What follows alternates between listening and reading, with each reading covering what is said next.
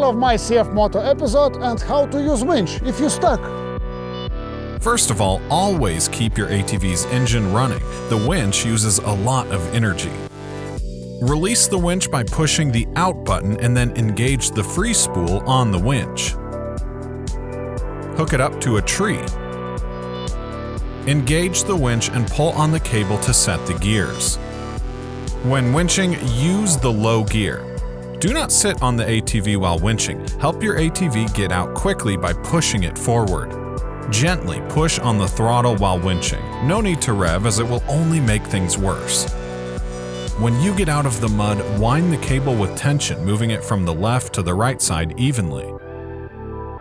ATV saved. We're ready to go.